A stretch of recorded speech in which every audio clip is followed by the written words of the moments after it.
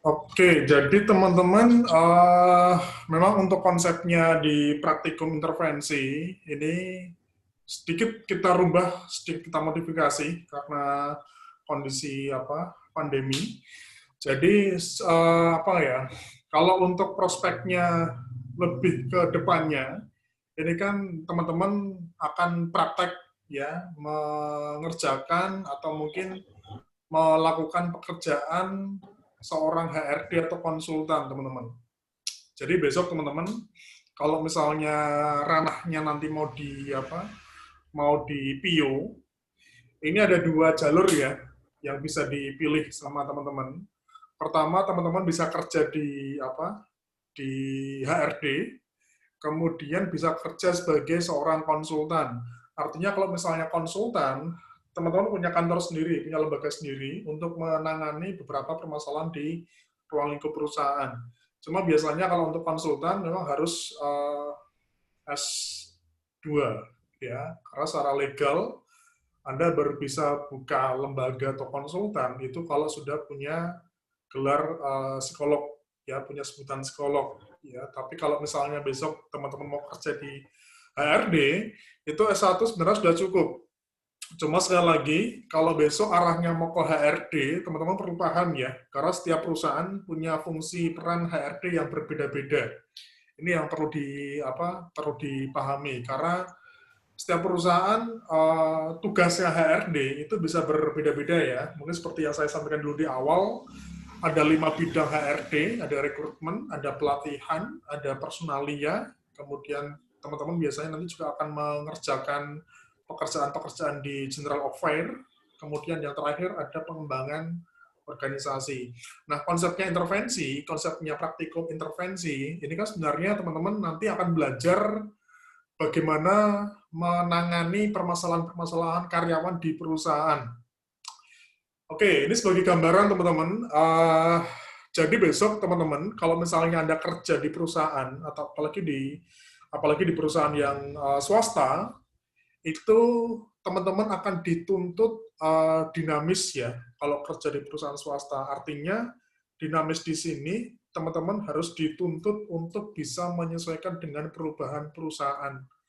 Jadi teman-teman, kalau kerja di perusahaan swasta, yang namanya perusahaan swasta itu kan terkait dengan kompetisi antar produk, kompetisi antar merek produk tertentu, di mana masing-masing perusahaan tentu punya keinginan memikat hati konsumennya kan.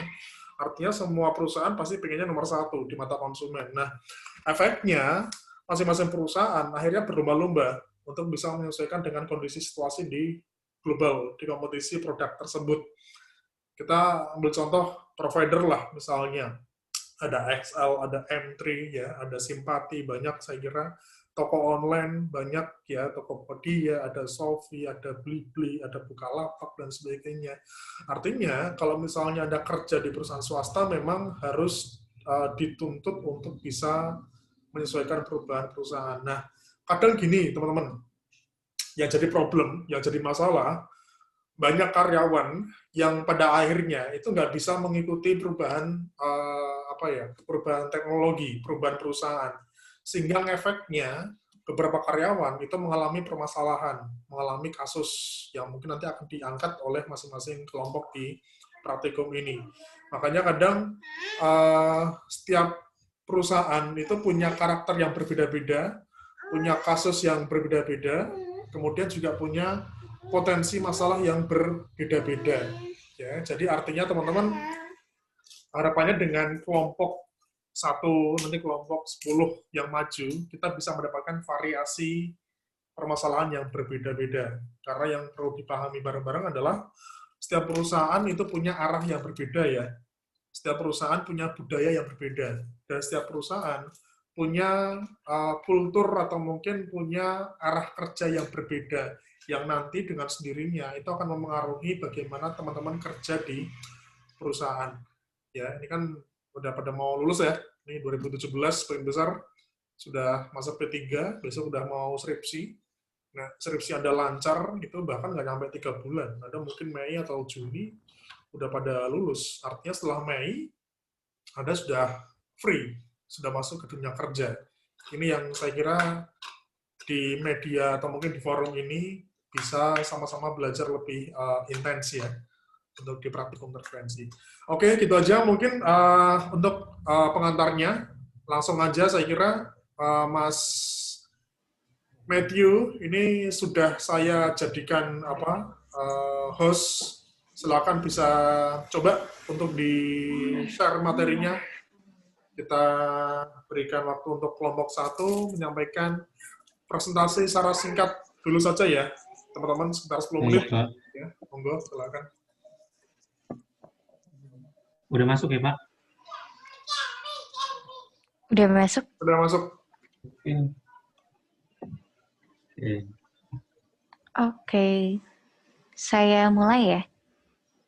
Teman-teman udah siap? Kelompok 1. Oke, silakan. Sudah. Adel. Ya. Oke, udah siap. Selamat pagi dengan Pak dosen, Pak Fahmi, dan teman-teman. Kami dari kelompok 1 dengan anggota Mas Hoiri, saya sendiri Adel, Martua, Mas Faizal, Mas Buyung, Mas Matthew, Mas Fahri, dan Mas Naufal. Kita hari ini akan mempresentasikan tentang perusahaan Lingkar Kopi yang menjadi tujuan intervensi organisasi kami. Yuk kita lanjut dengan profil singkat dari perusahaan Lingkar Kopi. Silakan. Selamat siang, pagi semuanya, Pak Fahmi juga. Nah, jadi di sini saya akan menyampaikan tentang profil singkat dari perusahaan yang kami intervensi, yang kami maksudnya yang kami jadikan topik pembahasan kami. Jadi Lingkar Kopi ini bergerak di bidang food and beverage, bahan makanan dan minuman. Tapi lebih khususnya menjual produk kopi, minuman kopi.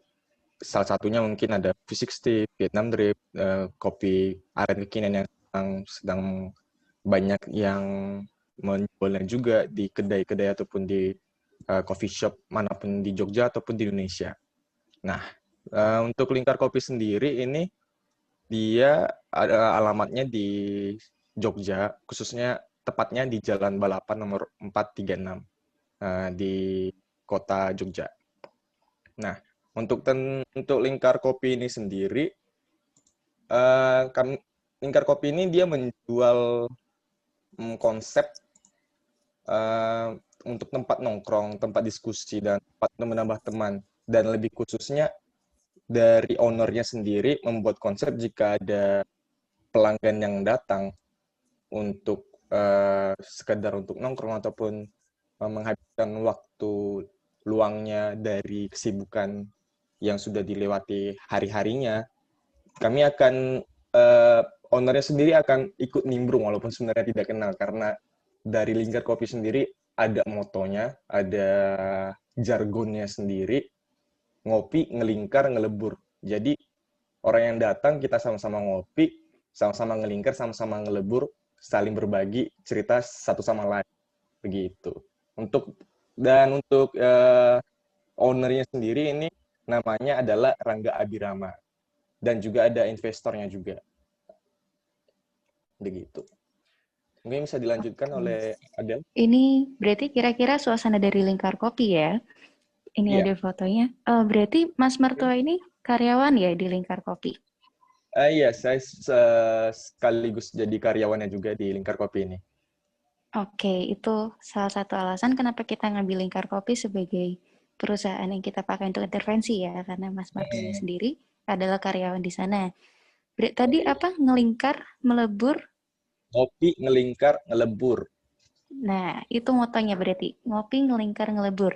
Jadi dari Lingkar Kopi ini konsepnya bertujuan untuk tempat nongkrong, tempat diskusi, sama untuk nambah teman ya.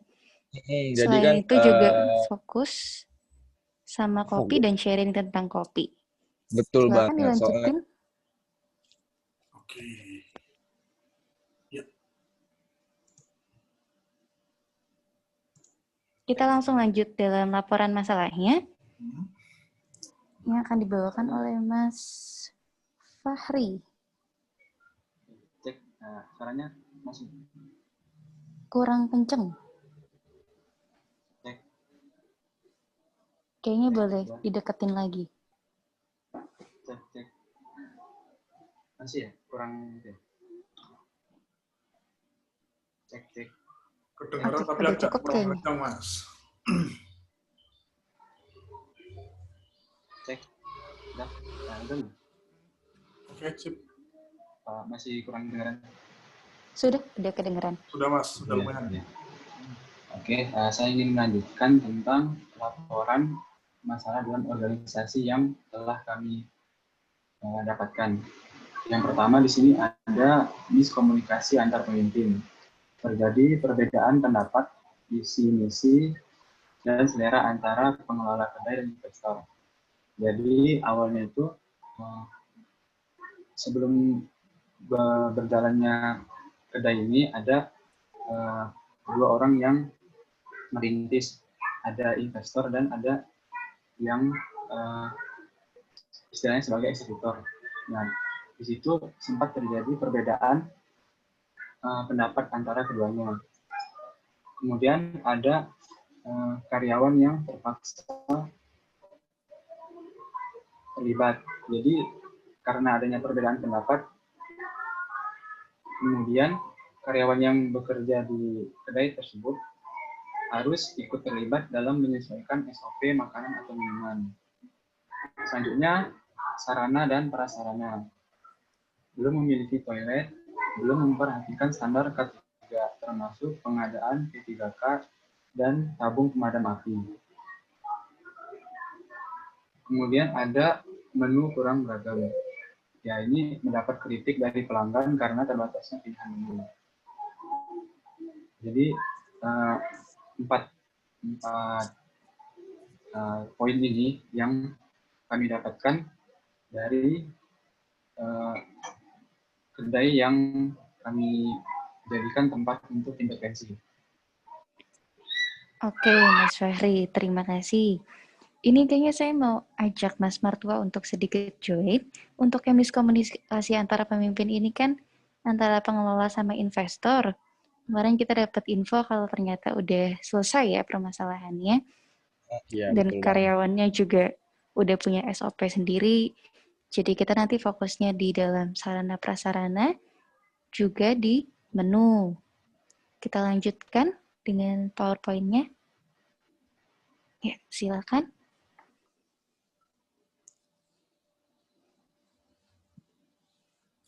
Oke.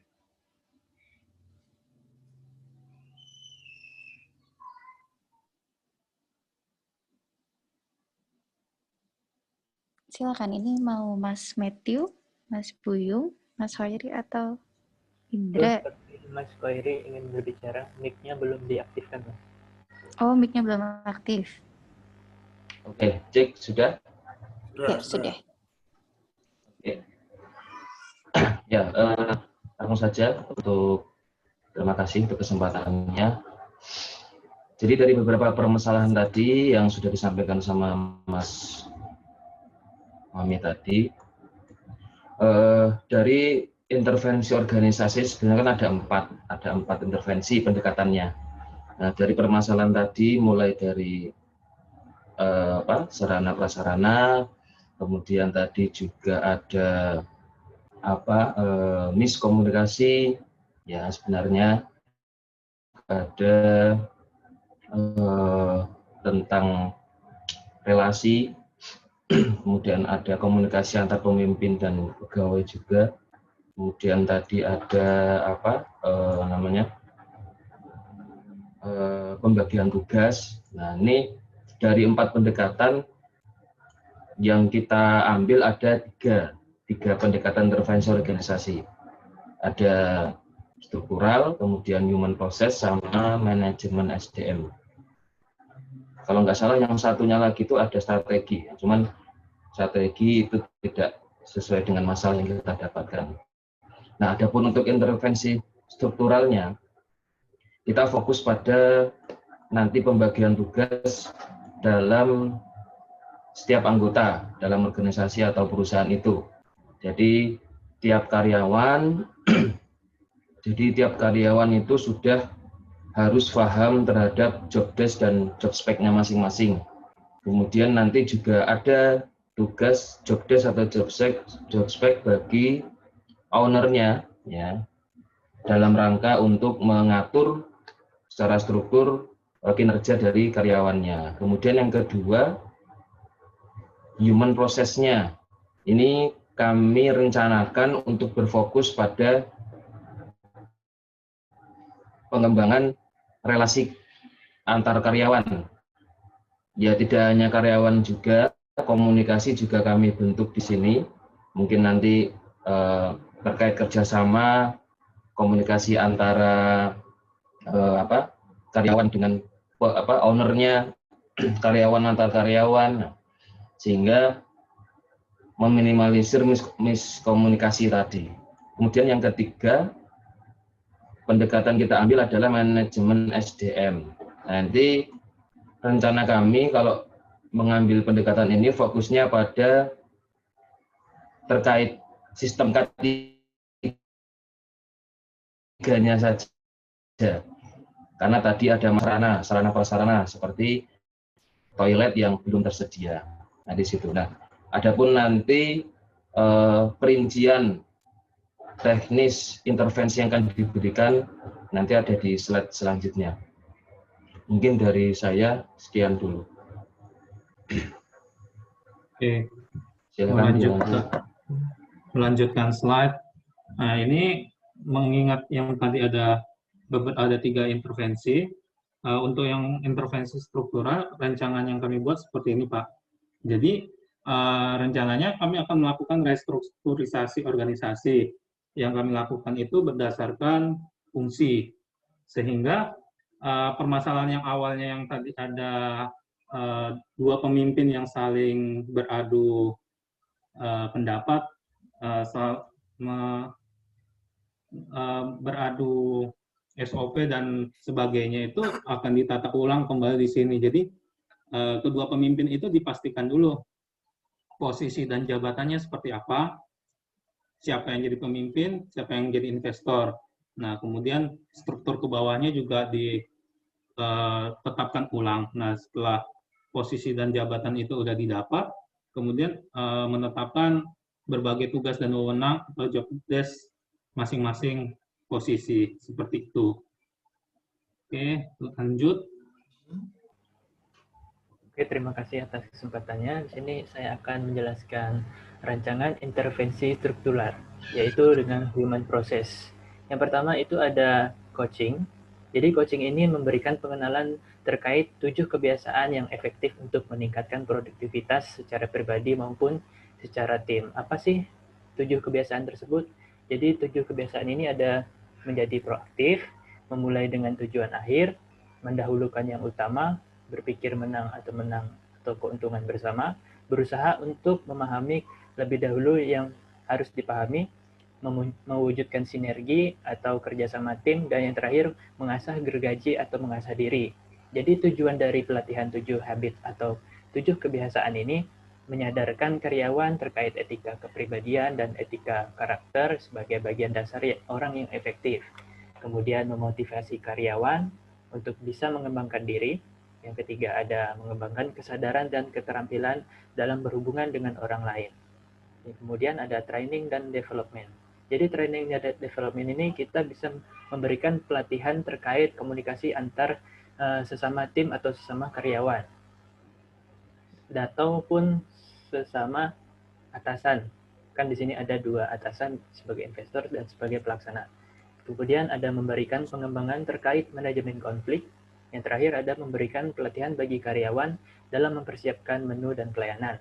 Kemudian yang ketiga adalah team building, proses membangun tim kerja untuk membantu anggota mendiagnosa proses kelompok dan menyusun solusi untuk masalah-masalah yang ada terjadi dalam kerja tersebut.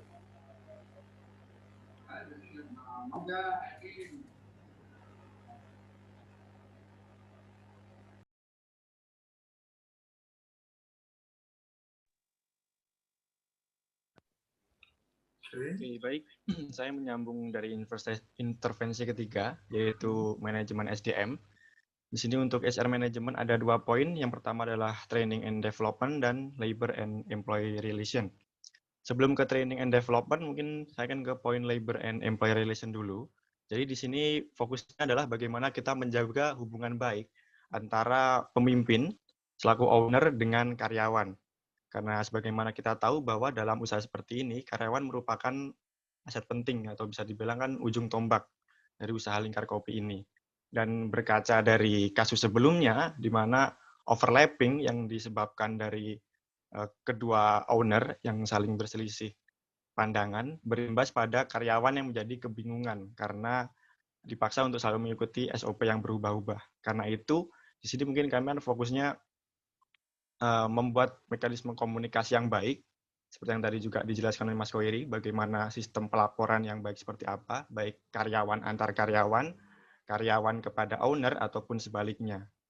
Nah, untuk menyelesaikan hal tersebut, poinnya adalah kepada training and development. Nah, untuk training and development ini sendiri, kami mengangkat untuk mengenalkan owner dan karyawan kepada implementasi penerapan budaya 5R.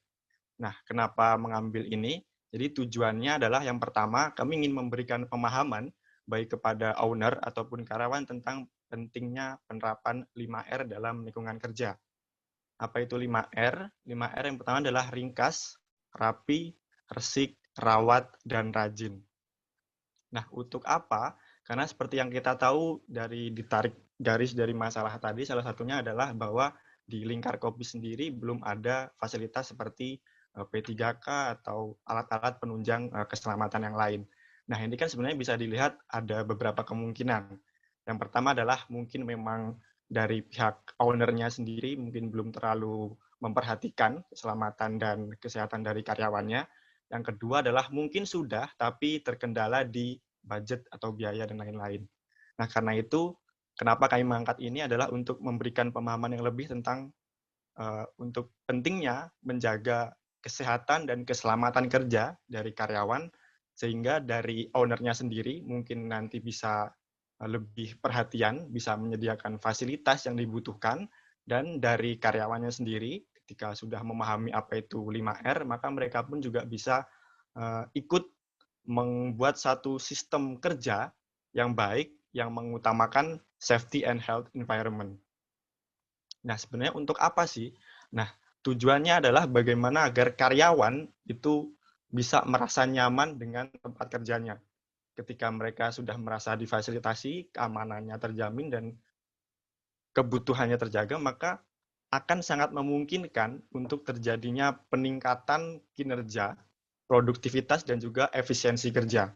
Nah, ini dampaknya kemana? Ketika kinerja dan produktivitas karyawan meningkat, tentu akan berdampak pada bagaimana kualitas pelayanannya yang diberikan juga meningkat, kualitas produk yang meningkat, maka diharapkan pelanggannya pun bertambah dan omset juga dapat ikut naik seperti itu. Nah, jadi output dari pelatihan 5R sendiri itu adalah selain menciptakan suasana kerja yang nyaman, dan juga untuk membantu melakukan evaluasi terhadap job desk ataupun SOP yang mungkin sudah ada untuk dilakukan pembakuan lagi secara tertulis, agar masing-masing karyawan itu dapat memahami dengan lebih jelas tugas utama mereka, tugas tambahan yang mungkin diberikan dari si owner, dan juga tugas pengembangan yang bisa mereka lakukan sebagai bentuk continuous improvement dari setiap karyawan masing-masing.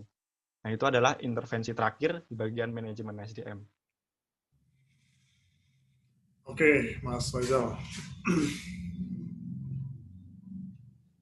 Oke. Boleh? Iya. Tadi Faisal sudah selesai ya. Kira-kira dari teman-teman yang presentasi ada yang mau menambahkan? Mungkin tadi ada yang kelewat atau ada yang kurang? Oke, mungkin sambil kita bahas ya, Adel ya. Iya, boleh Pak. Silakan. Kalau ada pertanyaan Oh juga ya, ini mohon silakan. maaf teman-teman, saya pakai yang gratisan. Ini tinggal 5 menit lagi. Nanti mohon maaf kalau misalnya sudah mati, nanti bisa langsung diklik lagi ya, link yang kemarin ya. Oke. Oke, teman-teman, ya ini saya catat, saya cek ya, alurnya sudah bagus untuk kelompok 1. Cuma teman-teman yang pertama, kita perlu memahami dulu konteks atau mungkin output-nya sebuah usaha, teman-teman. Jadi biasanya seperti ini teman-teman. Memang kalau kita di produk atau mungkin jasa, itu ngukurnya lebih enak ya, karena biasanya nggak jauh-jauh dari soal omset. Nah, jadi biasanya gini teman-teman, setiap karyawan tentu di setiap perusahaan punya masalah ya. Kita deh misalnya mahasiswa mercubuana selama Anda kuliah beraktivitas tentu punya problem, tentu punya kuliah dalam menghadapi perkuliahan sehari-hari, tugas dan sebagainya. Cuma kalau permasalahan yang dialami, entah itu karyawan, entah itu mahasiswa, sudah berdampak pada output-nya, itu yang perlu segera kita teliti, teman-teman. Oke, ini warung kopi. Ini lebih mudah sih daripada beberapa produk yang lainnya. Oke, saya pengen tahu deh, mungkin di luar Mas Martua ya. Mas Matthew mungkin, atau mungkin Mas Faizal, suka ngopi nggak, Mas? Suka ke warung kopi nggak, ke coffee shop? Mas Faizal atau Mas Matthew? Sekarang sudah enggak, Pak. Jarang sekali, Pak. Jarang. Mas Faizal? Iya. Suka ke coffee shop? Jarang. Oke, jadi biasanya teman-teman, kalau misalnya produknya ini sebuah makanan atau itu minuman, kita perlu tahu dulu output-nya. Jadi mungkin kelompok 1 di awal itu perlu dipertegas lagi, apa sih output-nya dari perusahaan ini. Kalau untuk warung kopi mungkin jelas ya, pertama soal produknya itu sendiri, rasa. Benar ya? Karena biasanya ini kopi kopi asli ya, bukan kopi sasetan ya. Artinya orang yang datang ke situ memang orang yang senang kopi, ya, berani bayar mahal untuk minum kopi yang sehat, yang bagus, ya. Oke, soal produk, soal rasa. Nah, ini apakah bermasalah nggak soal omsetnya? Ini mungkin nanti dari Mas Martua ya, yang mungkin perlu cross-check lagi.